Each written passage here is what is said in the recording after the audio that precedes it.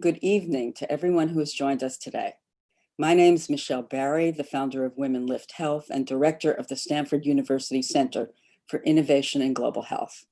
I'm delighted to be the moderator for today's session, where we'll discuss the role that gender plays in the media, why it matters, including for health, and ways in which women's representation in the media varies widely around the world, and how we can make a difference and drive change.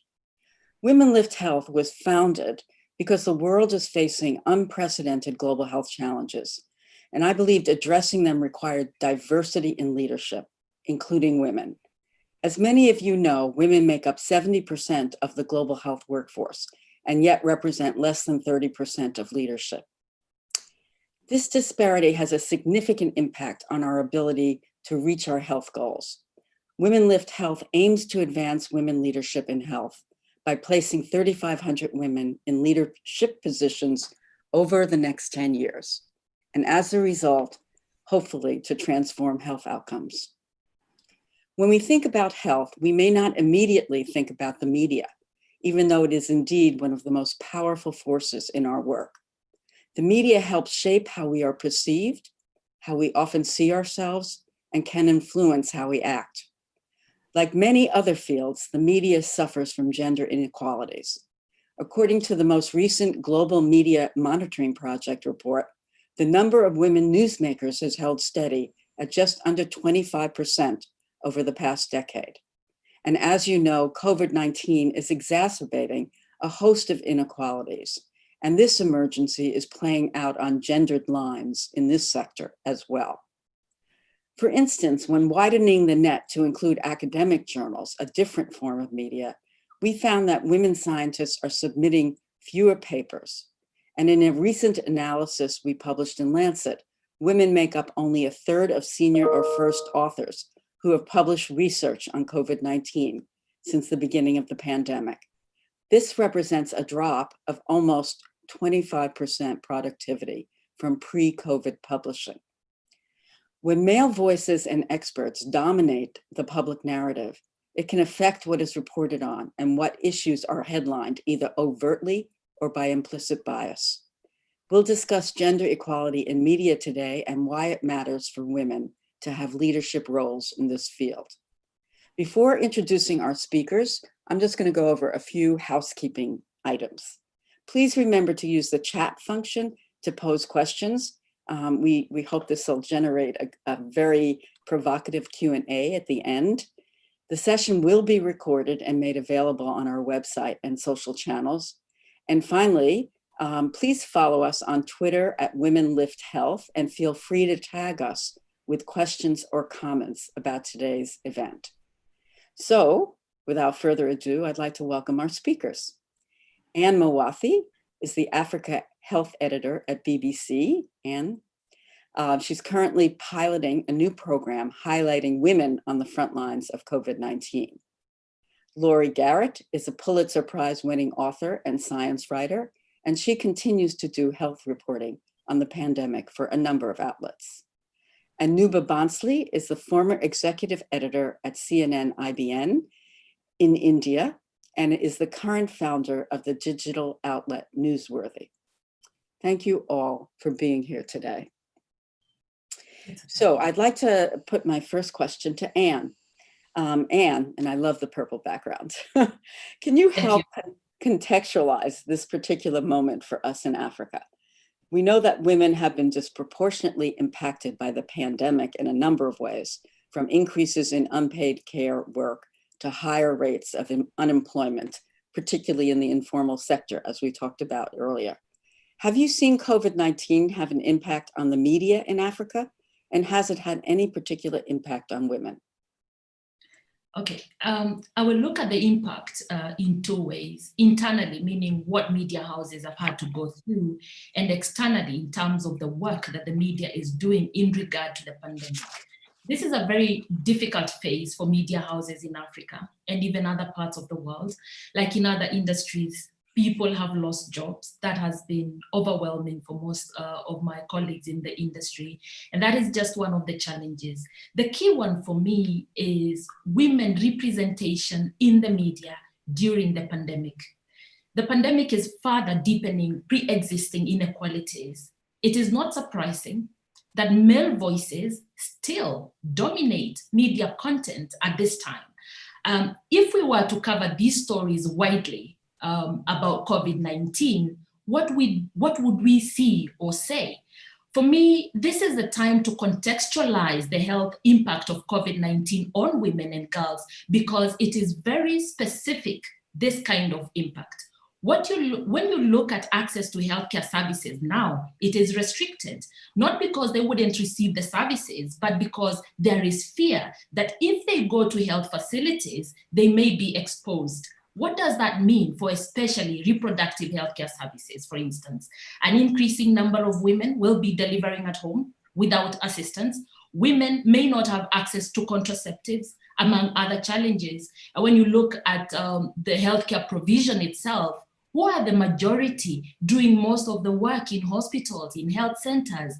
Women, actually. It is estimated that 70% of women make up health workforce, be it in nursing, they are the midwives, and even community healthcare workers. Those are the women on the front line of this pandemic and are more likely to be exposed. So when we discuss the impact of COVID-19 on women, it is very specific, and we have to be deliberate to use the gender lens. Then there is the economic impact on women. Lockdowns are catastrophic in a continent where majority of the women are working in the informal sector, like we previously discussed. That basically means a woman who thrived by selling her wares in the market cannot continue to do that now. That is a direct impact on the woman. When you look at other sectors, like in the hospitality industry, it is women who are impacted. And for me as a journalist, I would like to see more people, more journalists being deliberate about how they report women, the impact of COVID-19 on women. It has to be specific. We have to use a gender lens. Thank you. Lori, I'm going to turn to you. And by the way, just a comment, Anne, you're absolutely right about 70% of the frontline workers being healthcare workers. I just looked up the statistics. When you look at who's been infected, it's actually, if you look at those healthcare workers, 60% of them are women. Those are the ones that are getting infected. So that is not a very openly told story. Lori, you've been a science journalist and author for many years. Have you seen women's role in the US media? Give us the US perspective. How has that role evolved? Well, Michelle, first of all, the newsroom is me here. So the newsroom under COVID is everybody's home office, everybody's living room, dining room, wherever it is, they're able to carve out space to work. I, for example, am now speaking to you on the same camera that I use to do my news reports on MSNBC. And in the same environment, which I can't control, which is that my neighbor is using a giant drill to knock down a steel beam, making huge noise in the background. And this, we have more and more women trying to be part of the workforce, including as journalists, with children running around behind them and the dog barking and on and on and on. So there is that. The second thing that is essential to understand about the American experience that is not unique to the United States, but I think is worse in the United States than anywhere else, is that journalism itself is falling apart. Its financing is ludicrous. We have almost no advertising revenue anymore. It began when all aspects of what was called classified advertising, meaning, you know, somebody wants to sell their car and they would take out a tiny advert that said, you know, 1966 Toyota, blah, blah, blah. All of that has moved to Craigslist and other online digital outlets. So every newspaper in America lost what was basically the number one source of funding, classified ads. And then as businesses have gone under with COVID, almost all other advertising is disappearing. And so this is affecting everything, whether it's radio, TV, online digital outlets, newspapers, they're all losing money, just hemorrhaging. And as a result, I'm looking now at just today's list just today on Pointer online of layoffs and furloughs in the news industry. And this runs for 32 pages. 32 pages of people who've lost their jobs in the United States. This is print, this is magazines, this is television, it's everything. So the first thing you have to understand is that the industry is in crisis, that more and more Americans have shifted their sense of where to get news from let's all go together and sit down at 6:30 in the evening and watch Walter Cronkite and then pick up the Los Angeles Times, to let's go online and just randomly scan and just see what we come up with. And then here's my Instagram and look what just came in on TikTok. And while I'm at it, a friend just sent me this and I don't even know what the source is, etc. And because of this, we're really in a crisis when it comes to the COVID pandemic, because people can't tell the reliability of the information they're receiving. Is it hydroxychloroquine that cures this disease or not? Today, the President of the United States, just last night, while the Democratic Convention was going on, the President held a press conference and said he believes that scientists are in a conspiracy to block convalescent plasma therapy. This is the other aspect of the American crisis, which is that we have a fire hose of information coming at us every day, and most of it is garbage coming from the top level, from the White House, from our Department of Health and Human Services, from the very people that ought to be the voices of reason and rationality. And our normal sources of reason and rationality have basically been muzzled so that we don't have information from them. So where we are now with women in journalism is you can't separate it from the crisis overall. I just think it's quite artificial to do so. However, just for the sake of this conversation, I will run a few data points by you because I can tell Michelle is getting angry. So first of all, about a third of all working newsroom journalists, that's reporters, editors, photojournalists, video editors, broadcasters, anchors, etc. About a third in the United States are female. That's been stagnant for quite some time. We had a huge surge in women in the industry that went so that it went from like 5% up to a third, and then it's just stayed there. This does not reflect who's going into journalism as a chosen field. That's about 2/3 female.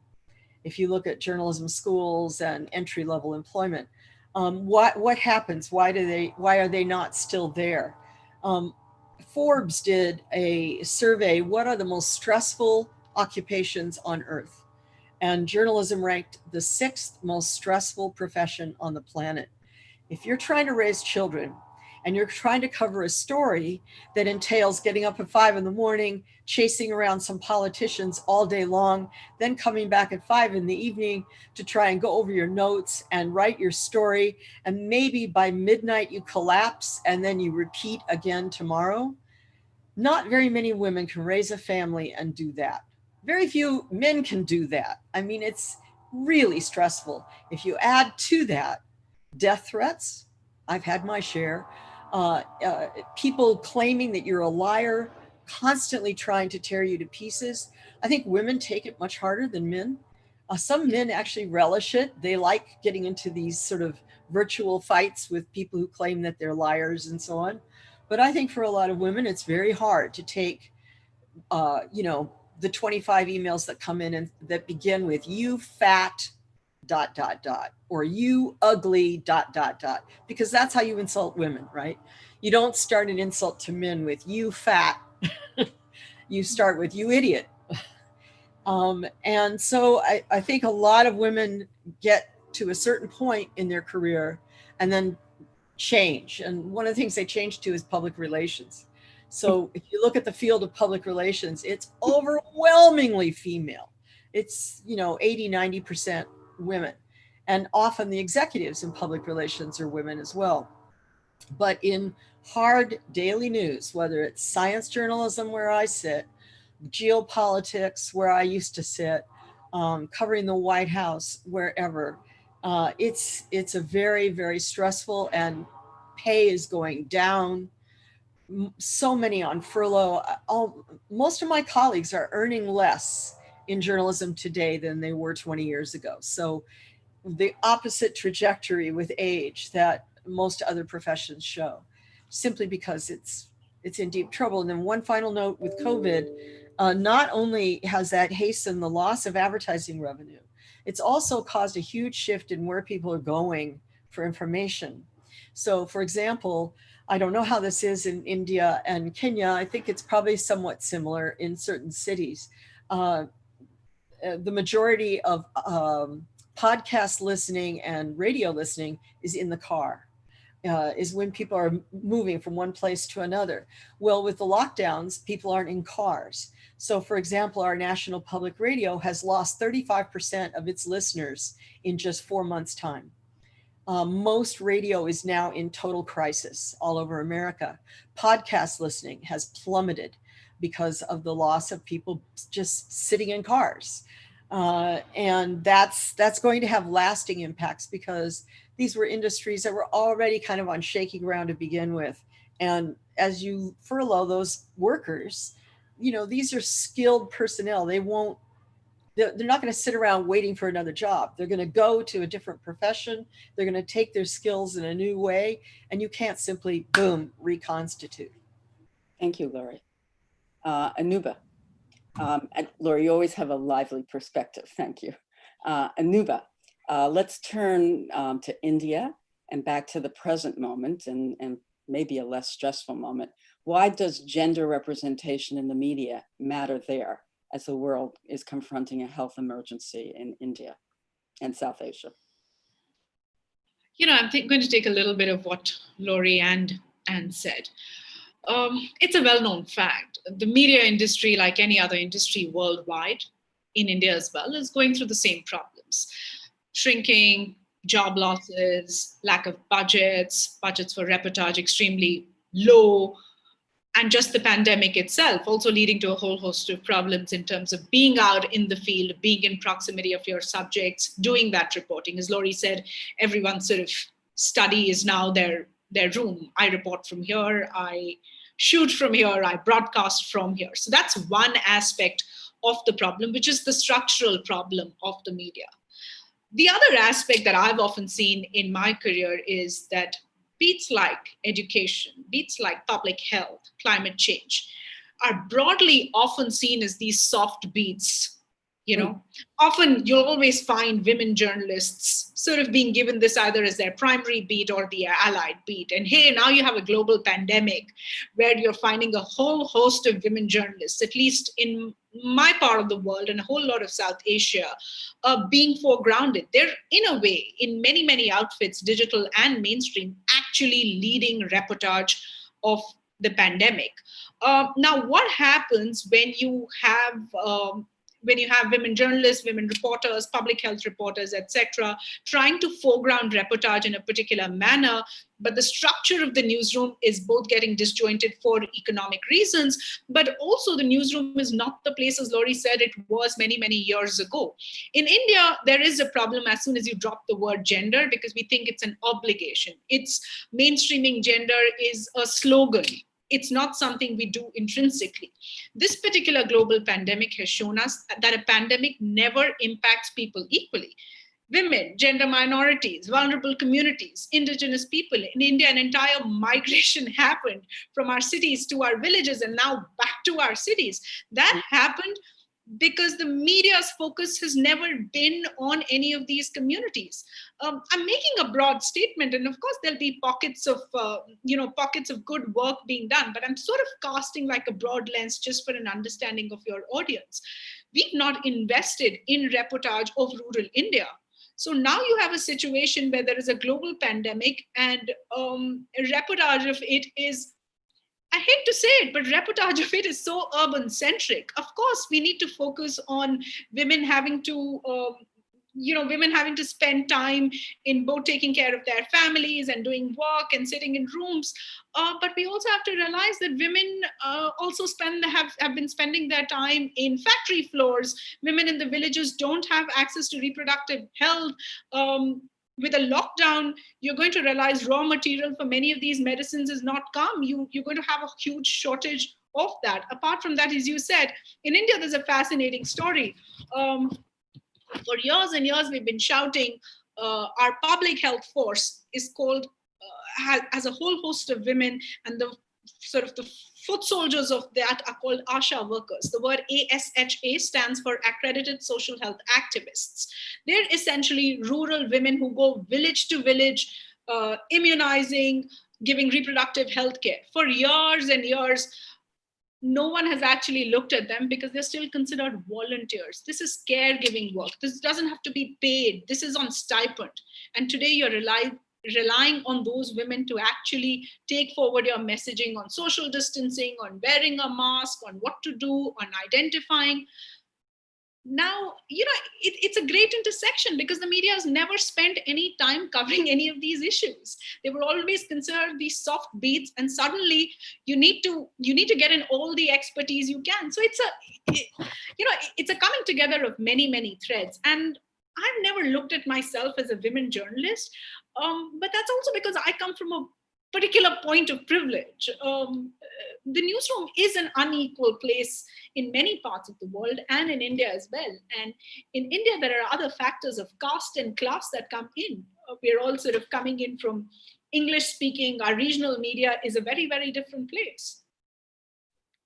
Anuba, thanks. Before I move on to the next question, I'd like to throw this back to Lori and to Anne.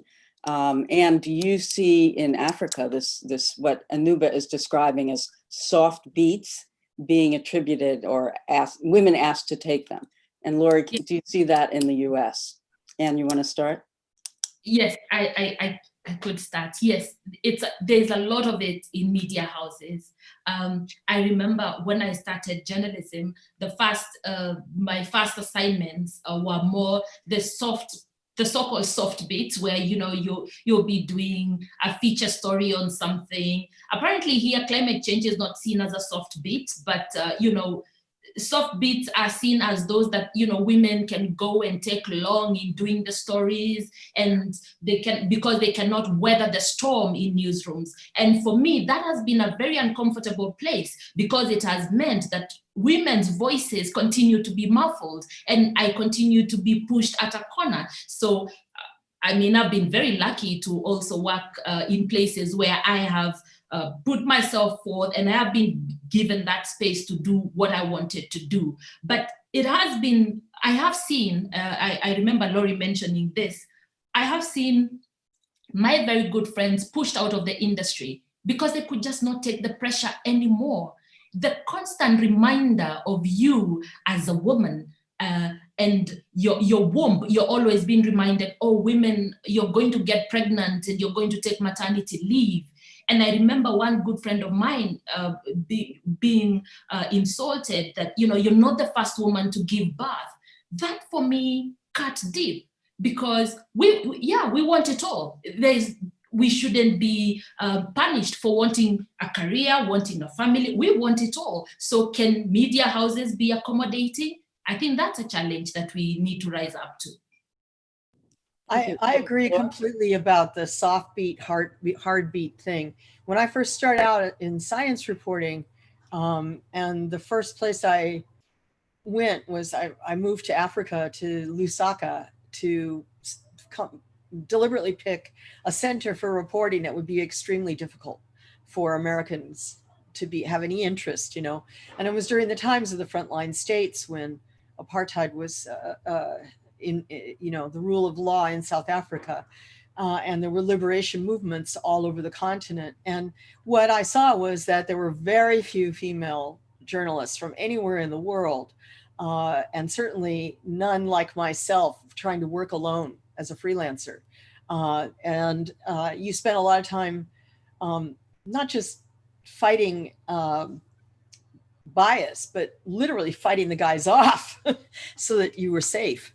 And over the years, I've seen this all transform. So when I came back and went into science as my beat, there was really only one woman who was a prominent science reporter at the time, Christine Russell at the Washington Post. And fortunately, I had David Perlman of the San Francisco Chronicle as one of my mentors, and he didn't have a sexist bone in his body. And he was very eager to promote and assist women in making it in the field. But for years, the National Association of Science Writers was all male. And if you looked at other key beats, where did the men go? They covered the White House, they covered Congress, they got the financial beat, they got sports. And where did women go? Health, which I hate being called a health reporter. I never use that term. Only other people call me that because it's a pejorative. It's a negative. You are treated like scum if you're a health reporter. I'm a science reporter. But one of the reasons I'm so strongly reacted to it is because it's a female niche. Fashion is a female niche. Cooking, you know, all the household things, education, because of course men somehow don't care whether or not their kids can read. But all the hard stuff, that's for guys. Now, that's all shifting. And in fact, just yesterday, I was in a meeting with a group of foreign correspondent friends. We get together once a week on Zoom, and all of us have covered wars. All of us have, you know, been in the line of fire. And we were talking about how curious it is that about 90% of the freelance reporters that have shown up to try and cover Syria and are in the most dangerous war zone right now are females. And they're in their 20s, and they're showing up because they've realized that if you want to make it in the structure of the news biz, you got to cut your teeth in a war zone, and you got to pick the most dangerous war zone on the planet. And it's curious to us. It's almost like the story doesn't matter. It's the being there and proving yourself as a female that matters. It's an interesting shift. When I was covering wars, there were hardly any women in the field at all. And now it's completely flipped. Thanks. Interesting perspective. And Nuba, going back to the question of soft beat, and can you tell me a little bit about the fact who is in the leadership positions? I thought it was a very interesting. You sort of mentioned the word caste, and right now in the U.S. we're having quite a conversation about a new book that came out by Isabel Wilkerson about caste. Do we have caste in the U.S. like in India? And do you see that in the newsroom? Do you see that women are not getting into leadership positions? And is there some issue of caste? Michelle, so you know, if you got sort of the array or the bouquet of Indian channels and you switch them on, chances are you're going to find women, and you're going to find them almost clone-like. We all keep our hair straight. We're all nicely jacketed. We'll sort of be painted a couple of shades off what are our natural colors. So you're going to see, you're going to possibly get a feeling, hey, the media in India has a whole lot of women. And, you know, as I pointed to you a little earlier when we were doing the off chat, anything you put in India is going to stick. So are you going to say, oh, are women covering the heartbeats? Are there hardcore political reporters? Absolutely, yes. Are there women covering Kashmir, covering Northeast, covering the insurgencies? Absolutely, yes. Are there women in leadership positions? Are there women media magnates? Absolutely, yes. But every side of the story seems to be true in India. My sort of broad brush argument is this, that yes, you're going to find women in leadership positions, but you're going to find huge pay gaps. Yes, you're going to find women on the screen, but our newsrooms are not inclusive places. Gender is not the only axis on which we cut. Caste is another axis. We are coming from English-speaking sort of upper-class backgrounds, and we're going to find a place. We look a particular way, we're going to find a place on the screen. Not everyone has the same privilege in India.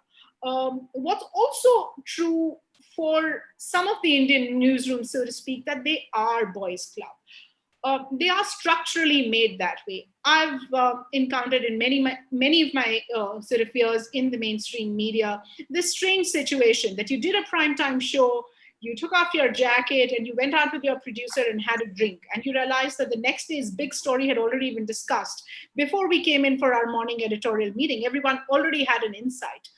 And the boys club had sort of decided what was going to happen. So in that morning editorial meeting, you had to speak louder.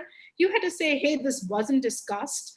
So there are strange sort of underbelly ways in which women are not sort of in the highlight. I just want to make one more point. I don't think it's enough for women to have a seat at the table. You've got to train us as well. We get a seat at the table and then we're almost thankful for it. Why should we be thankful for getting a seat at the table? I've spent in 20 odd years. I need to be the executive editor, if not the editor of my channel. But hey, we are so happy to just get a seat at the table. No one told me, no one makes us study what business models are. No one tells us to sort of cut our teeth in advertising. We don't get to know what the dark underbelly is because, hey, you're doing great work. You're doing a great show. You should just stick to that. I'd like to turn to Anne to get I'll come back to you, Laura. Anne, your perspective, is that happening in Africa? And can you share your perspective about that? I think I call it tokenism, where you give a woman a certain position and then sort of muffle her voice so that she should just be content in that little corner. And so the big boys go make decisions and they don't, they're not consulting well enough. I'm glad, in my position as an editor, that I'm in a position now to make decisions that I would want to see, in terms of content. But in my previous position, that was not the case. And it's a lot, this experience is what most journalists are going through. And most of my friends, we actually talk about it, that you will say something and you can see there's a decision that has been made without you being involved. And often, some of the stories are actually impacting you directly. And the irony that I have found in media is how we report about inequities in other companies and other industries, but we do not see ourselves in those inequities. Today, if you look at the ratio of men to women in the media, it's 2-to-1. Should we be celebrating? The answer is no. We want equal share on that table. We want to be given positions, and not just positions as tokens. We want to be able to make decisions, key decisions. That, of course, has its other side where we are talking about who owns the media. Of course, we want to be in that space and be given time to ourselves. It's not this idea of working 14, 15 hours. For me, it doesn't appeal to me. I don't think we need to be encouraging women to be working for so long hours in terms of making them feel that is what is required of them to be accommodated at the table. The answer is no. Can we just have accommodating newsrooms? We can do that if we are deliberate enough. I wanted to ask Anne a couple things, because here in the United States, to go to the sort of the caste, the mix between the sort of caste distinctions and gender distinctions, I said about a third of journalists are female. Well, about 7% are African-American females. So a really tiny number. And when you look at the bias, yes, women towards soft beats, but African-Americans are really pushed towards covering crime and urban renewal and sports, right? And if you're on the crime beat, you get a lot of bylines, but you're not going to rise up. You're just constantly dealing with the police and telling stories about murders. And if you're on the urban renewal beat, you're kind of constantly telling a depressing story about rundown cities and can we fix them up, and corruption and slums and what have you.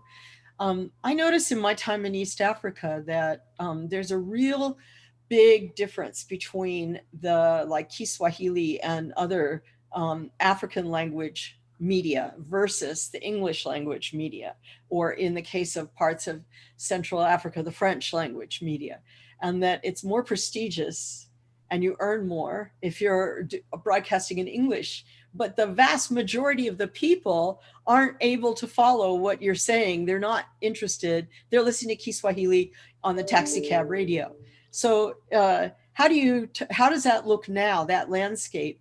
And when you ask questions about gender, how does that fit in with that other difference? That's a good point you're making about the Swahili, the language dynamics in broadcast media.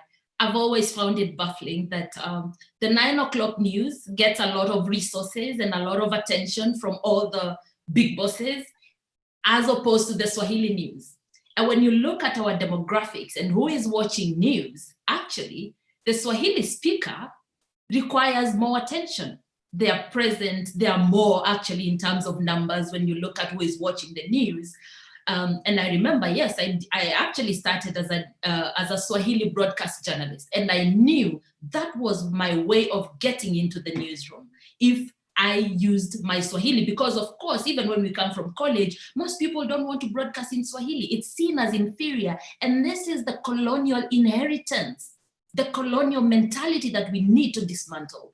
To look down upon your own language, I think it's the worst form of colonialism in my thinking, that you look down upon yourself to a point where you prefer speaking another language so that you can be accommodated. And for newsrooms to have taken this and normalized it as a culture, for me, it's unfathomable. And I made it into the newsroom. Isn't it worse by gender? I mean, especially in the rural areas, aren't women more likely to be Swahili speakers and men more likely to have jobs in the city where they learn English? So it's also means that your audience is going to be more male if you're broadcasting in English. And I wonder how this plays out. I mean, I saw the same thing in India, right?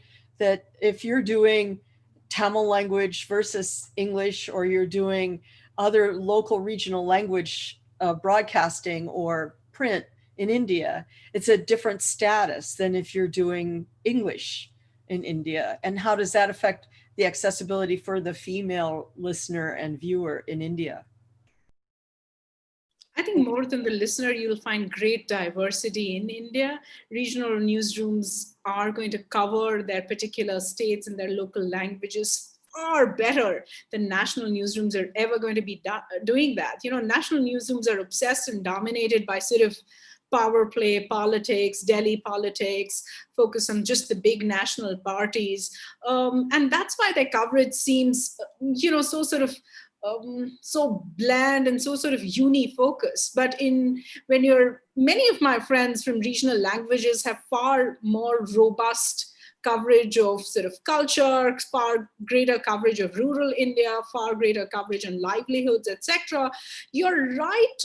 You're right when you say, oh, you're an English language journalist and you're possibly going to be high up in the pecking order.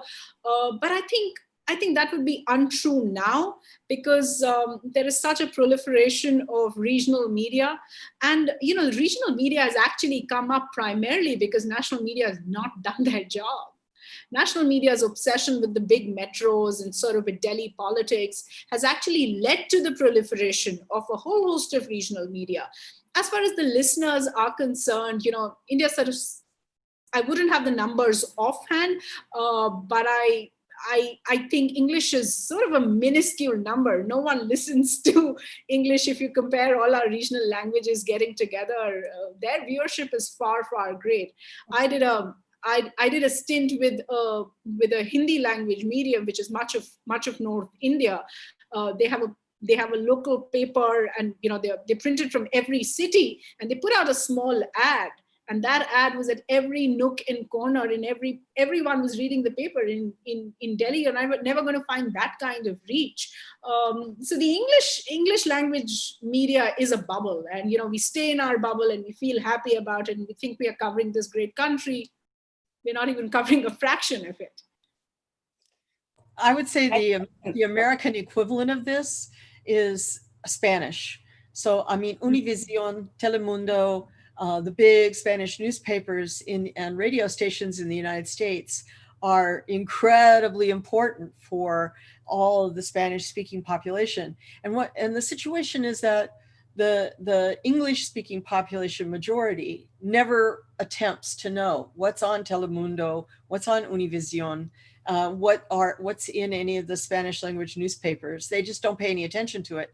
The reverse is not the case. Spanish speakers do try to follow the English language news and have some idea of comparing. And I think we had one situation where a very famous news anchor, very aggressive journalist who is with Univision, in press conferences started taking on Donald Trump.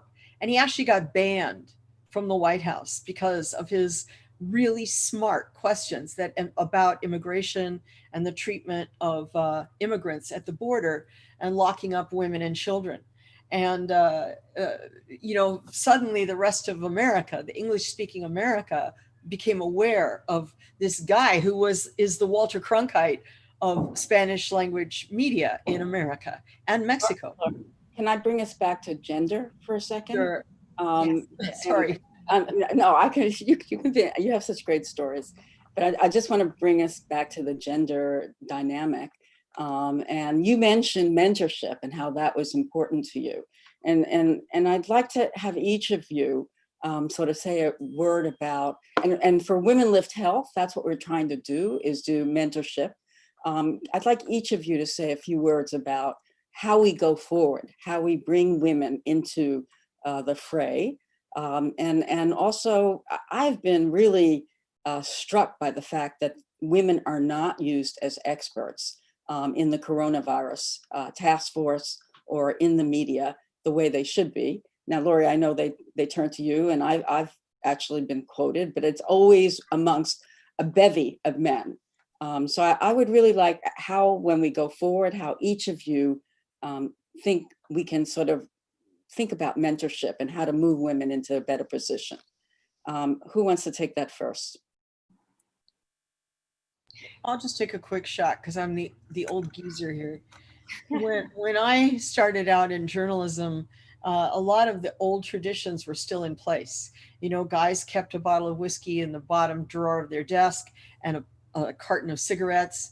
They would curse a blue streak, and it was sort of part of the gestalt.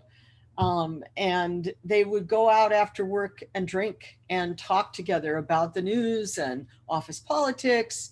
And we females were not welcome in that part of the process.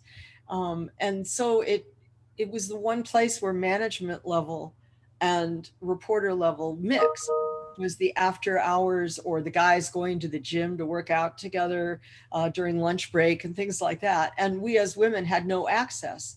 And I started. And Anne, is that true for you? Because we have only a few more minutes before Q&A.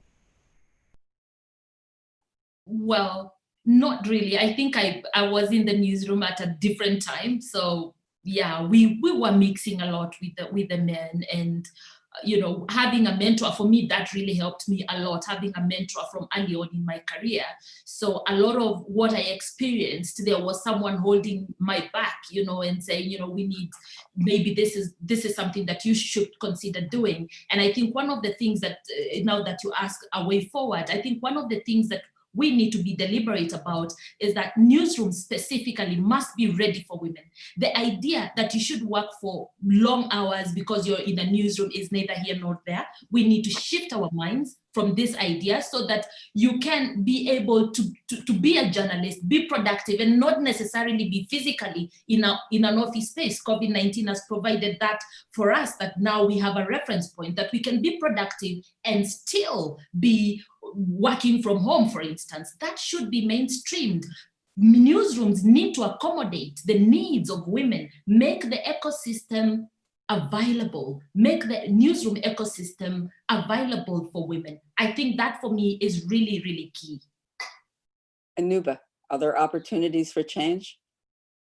Yeah, and I think one of the opportunities for change, and Anne used the word mainstream. Michelle, I think we need to drill it down that mainstreaming gender doesn't mean adding a customary woman to your repertoire. It doesn't mean get a woman's court and that you've mainstreamed gender. It doesn't mean that. It doesn't mean that this is an issue about women. We don't need silos. We don't need silos in our papers. We don't need silos in our programs. This is not an additional angle. You're not sort of balancing some notional equation. None of that. I think all of that has to be completely thrown out of whoever's teaching journalism, and it has to be completely thrown out. So that's sort of at one level of what it means to mainstream gender. And I think the second thing is that we need to drill it down that women don't just have to be covered. They have the vision and the agency and the voice to reflect on each of the issues that are confronting. So whether it's diplomatic affairs, whether it's climate change, whether it's this particular global pandemic, yeah, I think those would be my two things. But I think this mainstreaming gender and keeping a lot of this coverage as a silo needs to stop. Thank you. So I'm opening it up to Q&A. The first question goes to you, Lori. You mentioned reductions in pay and furloughs have had immediate impacts on this pandemic. Or pandemic reporting. What are some of the longer term challenges that COVID might have on the media industry in the US, specifically for women? Yeah, the media industry, I think, is pretty much in crisis. If you take the Washington Post, the New York Times, the LA Times out of the equation, because these are three institutions propped up by billionaires. The Washington Post by Jeff Bezos, the LA Times by a pharmaceutical industry giant, and the New York Times by the family that has supported it forever. So if you take those big three out of the equation and look at the rest of the landscape, what's happening is that smaller local news outlets, whether they're online news outlets, newspapers, community radio stations, they're going under. And they're going under in huge numbers. We've lost 2,000 of them since 2004. And this means that information is getting concentrated into a smaller and smaller set of so-called mainstream media. And that is creating a vacuum, allowing for all the insanity, the misinformation, the bogus pseudo news, conspiracy theories, all kinds of wackiness. And I think where this is all headed, when I try to have a positive view, those brief moments when it's possible to think positive and imagine an end to COVID, and 5 or 6 years from now when we're back to some new normal, I think that Americans in particular, but I see it also in Canada and all across the UK, all across Europe, will have had a day of reckoning with the whole concept of news and information. And they will have decided they were lied to, they were cheated, and that they want reliability. They want some new system that serves as a filter. Right now, Michelle, we have all this idiocy. Let's have Congress attack Facebook and let's make Facebook take down bogus information. This is all just Band-Aids. What we're really talking about is an ultimate transformation in how this sort of filter mechanism that is journalism, that takes information from a zillion sources, compiles it, pulls it together, and then gives it back to you as a package in some form, audio, online, print, what have you. I think we're going towards a period where that whole process is going to be reconsidered, and we'll have whole new models coming forward in 4 or 5 years that will not even begin to resemble what we now do. Thank you. Anuba, question to you. How has being a female editor impacted the opportunities you get or denied? I should not tout myself as a good example in terms of opportunities, because I did reach a sort of particularly high level. That's great. Stop saying that. Yeah, that's also a problem with women at the top. Or yeah, I'm going to say that to you. You're right about that. It's been pointed out to me. But I mean, just sort of, I do come from a point of privilege. I have to say that I've had good male mentors, and I've also sought mentors. I have also gone forward and not always looked for female mentors. I have sort of gone up to the boss and said, hey, tell me how to do this, tell me how I should go about doing this. I think the one place where I felt denial, or where I felt that I didn't have everything that I needed or wasn't equipped, was sort of at the level of management. I just felt that I didn't have all the tools that I needed. And I think those tools were part denial and part what you pointed out, just this hesitation of moving forward.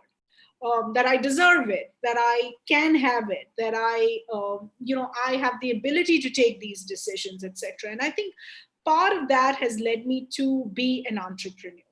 It's a completely whole different game. I've spent the last 2.5 years trying to understand business models, trying to understand viewership, trying to understand algorithms, dumbing down, making it better. And I don't think those are skill sets that either my mentors taught me or the newsroom taught me. Um, yeah. Thank you.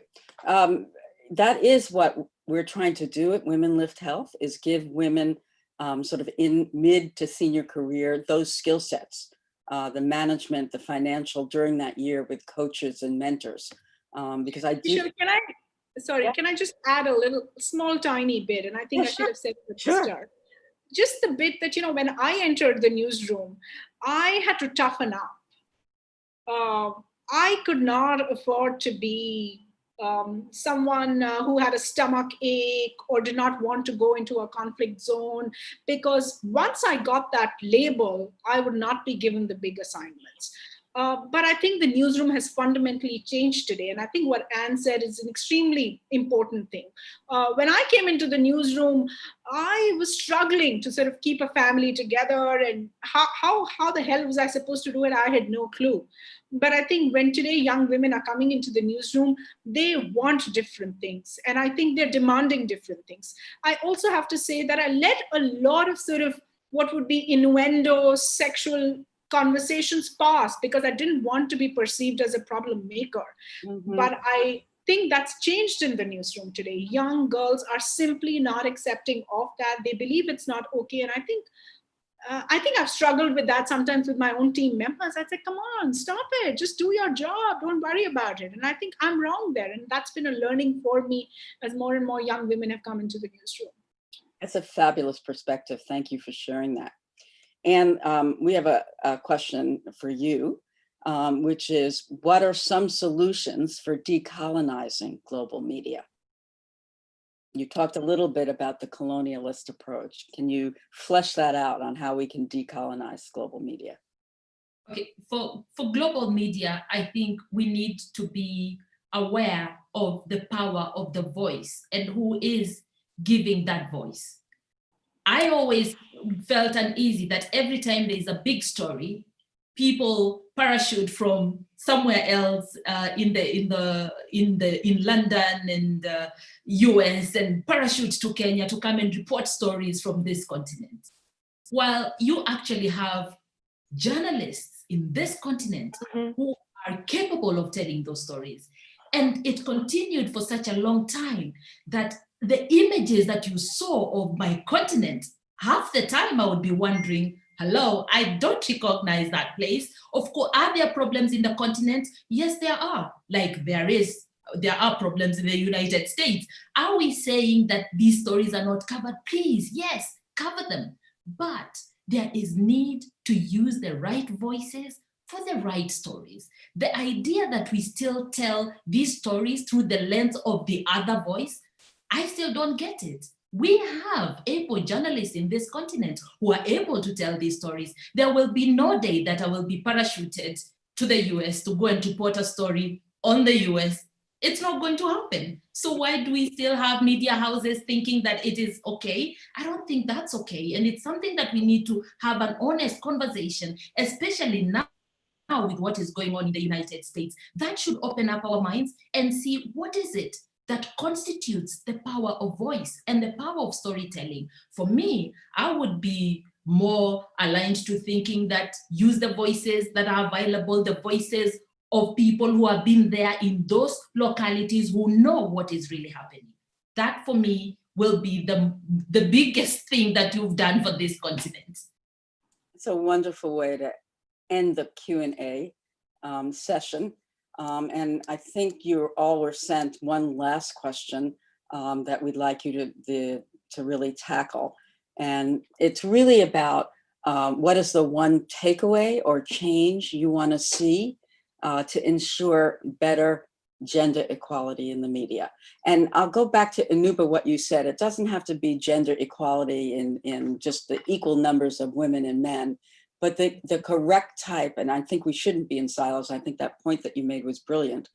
But better representation of the women's issues that are crucial and important, say even in COVID-19, what we talked about, the reproductive health, the informal sector, and mental health. We didn't even get into that, the impact of COVID-19 on women's mental health, which has been shown to be far more. So can you each come up with one takeaway on how we can get those issues and go forward better covered, either by men or women, our men allies, because we're not going to change this without engaging men as well. Lori, take it away. Are you muted? I think you're muted, Laura. Well, I was just going to pass, but. Oh, you can't. Well, if you want to think about it, Anuba or Anne, do you want to? A takeaway. I'll take it. So from the media perspective, I think we need to be deliberate about women representation in the media. We must go out there and look for these women, elevate their voices, hear them, see them. Let's normalize women's voices. And I say this from a perspective of a woman who has worked in newsrooms where it was never deliberate to look out or balance stories using women's voices, even when those stories impacted women directly. Is it possible to do this? Oh, yes, it is. And if we remember when COVID-19 started, the voices that we had more were male voices. And what does it take to get women's voices on air? Honestly, what does it take? Perhaps a forum like this? Let's network. Let's normalize women's voices. That's my takeaway. Thank you, Anne. Anuba? I think a little bit of what Anne said, but I think a lot of my male colleagues now do it. Every time they're called to a panel, and not just on public health, but let's say on economy, on politics, on conflict, on diplomatic relations, I think my male colleagues are now sort of leading the way and saying, hey, we're not going to be in a webinar, we're not going to be in a program if the windows are all made of men. And we don't want a notional woman. It's not the anchor is a woman and you'll get one woman. It's sort of this equalizing, hey, 2-2, 1-2, none of that. I think that's number one, which I find absolutely fascinating, that many of my male members are now standing up and saying, here, we're not going to participate in any of these panels where women voices are just sort of notional, number one. And I think women in leadership positions with the tools, women in leadership positions so that they can make effective decisions. And just one more, let's not burden women in leadership positions. Women in leadership positions don't have to carry the burden of all women entering. Yes, they need to play a role, and yes, they are role models and all of that, but you can't expect a woman in leadership position to be doing everything. Thank you. Lori, have you had some time to? Yes, well, Thank you. because of the wisdom of Anna and Anuba, my brain is now working again. If you go on Google and you put in female anchor, among the top 3 or 4 things that immediately come up are 10 of the hottest female news anchors in the world, or sexy hot news anchor. Nobody says that about male news anchors.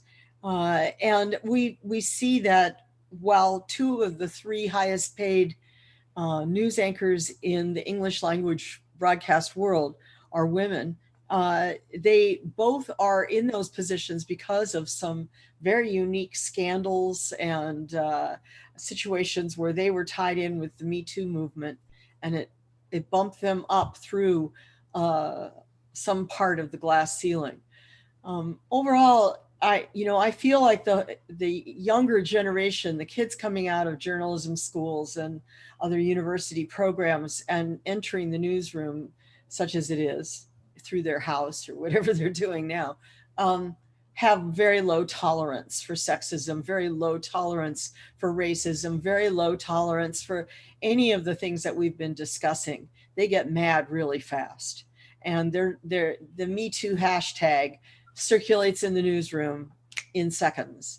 And by the way, it's not just the young women that are ticked off. Young men too are much more woke, as they say, than are their older generation and certainly my generation peers.